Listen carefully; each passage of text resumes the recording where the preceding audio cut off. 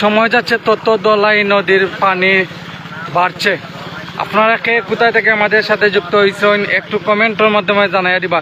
এই যে এই বাইতারা আঠি যাইরা অফারতে অফারে অনেক রিক্সা যাইরা আমি এই মুহূর্তে কাছারি বাজারের শেমেরকুনা এলাকায় আমি দাঁড়িয়ে রয়েছি। এই যে বাইদার আসুন সাইকেল লইয়া আইসুন অনেক ভাই এবং গাড়ি ঘোড়া কিন্তু মোটর সাইকেল সিএনজি রিক্সা যায় তারা।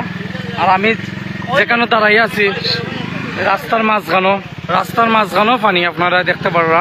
আর ওই সাইডে কিন্তু গাং দলাই নদী আর এই মাঝখান, তারপরে এই আশপাশ কিন্তু পুরা পানিয়ে পড়ে গেছে, পুরা পানিয়ে পড়ে গেছে আপনারা দেখতে পারবা। সবাই দোয়া করবা আল্লাহ যেন আমাদেরকে হেফাজত করুক, বন্যা থেকে আল্লাহ যেন আমাদেরকে হেফাজত করুন, এটাই আমরা চাই। এই যে দেখতে পারবা বর্তমান পরিস্থিতি, এই যে এক ভাইয়ে গাড়ি দইরা তাই মোটরসাইকেল দইরা পানি দিয়া। মনোয়ার ইসলাম আমাদের সাথে যুক্ত আছেন। পানি বাড়েন না কমের ভাই, যত সময় যাচ্ছে তত পানির স্রোত বাড়ের। আমরা আপনাদেরকে দেখানোর চেষ্টা করলাম, আপনারা দেখতে পারবা, আপনারা সবাই সাথে থাকবা। আমি আপনারা দেখানোর চেষ্টা করলাম, এখনো কিছুটা আইনদার হয়ে গেছে। আর অনেক ভাই এখন আইসেন এখানে দেখার লাগে যে বর্তমান পানির অবস্থাটা কিন্তু আমি আপনাদেরকে দেখানোর চেষ্টা করলাম যে বর্তমান অবস্থা খুবই খারাপ। সময় যত যাচ্ছে পানির তত বাড়ছে। দলাই নদীর পানি বিপদ সীমার উপর দিয়ে অতিবাহিত হচ্ছে এবং বিভিন্ন গ্রামও কিন্তু প্লাবিত হচ্ছে। এবং আপনারা জানেন যে বিকালে কিন্তু শেমেরকুনার বাঁধ ভাঙ্গিয়া মাথার অনেক গ্রাম কিন্তু প্লাবিত হয়েছে। আমাদের সাথে সাহেল মাহমুদ ভাই যুক্ত হয়েছেন। এখন কোন জায়গায় ভাই? এটা খাসারি বাজার এরিয়াতে আছি আমি, শেমেরকুনা বাজারের রাস্তার মাঝখানে পত্তনেশ্বরের সামনে। লকটা খুলিয়ে দাও তুমি। এমবি আছে নি? হ্যাঁ এমবি আছে নি? লকটা খুলিয়ে দাও। আমার 500টা কইলাও 9735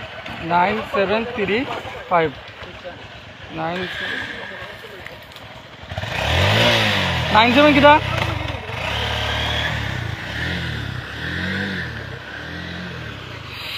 আপনারা দেখতে পারো। শিপন আহমদ উসমানীনগর থেকে ভাই, এখন কি বৃষ্টি কম আছে না কি? বর্তমানে বৃষ্টি নাই, বর্তমানে বৃষ্টি কম আছে। এই যে দেখতে পারবা, আপনারা দেখানোর চেষ্টা করলাম। এখন এই যে সিএনজি ভাই গাড়ি লইয়া আইছেন, খুব কষ্ট তাই রিক্সে আইছেন তারে গাড়িটা লইয়া। আপনারা যারা এই মুহূর্তে আমাদের সাথে যুক্ত আছেন সবাই অসংখ্য ধন্যবাদ জানাই। আপনারা দোয়া করবো আল্লাহ যেন আমাদেরকে হেফাজতে রাখুন, আল্লাহ যেন আমাদেরকে সেফে রাখুন, এটাই আমরা চাই। এই যে পানির স্রোতগুলা দেখো, এই যে পানির স্রোত দেখছেন আপনারা, এই যে পানির স্রোতগুলা দেখো, প্রচুর কিন্তু পানির স্রোত এবং সময় যত যাচ্ছে পানি কিন্তু বাড়ছে।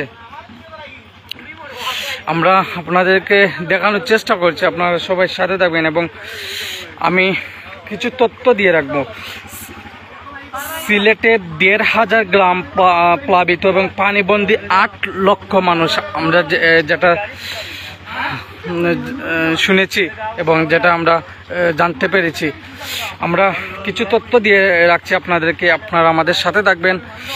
সিলেটে দিনভর বৃষ্টিপাত ও উজানের দলে বন্যা পরিস্থিতি আরও অবনতি হয়েছে। বুধবার 19 জুন সকালে জেলার প্রধান 2 নদীর পানি কিছুটা ওঠানামা করলে দুপুরের পর থেকে বেড়েই চলছে। এতে জেলার বিভিন্ন উপজেলার নতুন এলাকা প্লাবিত হচ্ছে। গোয়াইনঘাট, কোম্পানিগঞ্জ, জকিগঞ্জ, কানাইঘাট, জন্তাপুর, গোলাপগঞ্জ সহ প্রায় সবকটি উপজেলা কম বেশি আক্রান্ত হয়েছে। বুধবার পানি বাড়ার কারণে এসব উপজেলার নতুন করে অনেক এলাকা প্লাবিত হয়েছে। গোয়াইনঘাট, কোম্পানিগঞ্জ, কানাইঘাট, জন্তাপুর, গোলাপগঞ্জ সহ প্রায় সব উপজেলায় পানি বাড়ছে। আজ দুপুরে জেলা প্রশাসনের দেওয়া তথ্য মতে সিলেট সিটি কর্পোরেশনে 23টি ওয়ার্ড এবং 13টি উপজেলায় 1,400 548টি গ্রাম প্লাবিত হয়েছে, পানিবন্দী হয়ে পড়েছে 8 লাখের বেশি মানুষ। আমরা যে তথ্যগুলো পেয়েছি আপনাদেরকে জানিয়ে দিলাম। আহমেদ আলী ভাই আমাদের সাথে যুক্ত হয়েছেন। রাজু ভাই এই মাত্র গিয়ে আসলাম, প্রচুর পানি দেখলাম।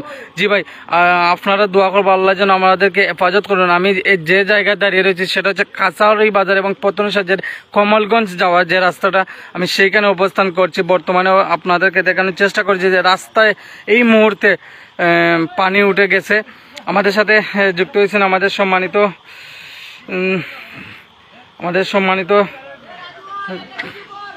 সম্মানিত চেয়ারম্যান, সিলেটি চ্যানেলের সম্মানিত চেয়ারম্যান, লন্ডন থেকে যুক্ত শ্রদ্ধা বড় ভাই ফয়সাল আহমেদ ভাই আমাদের সাথে যুক্ত হয়েছেন।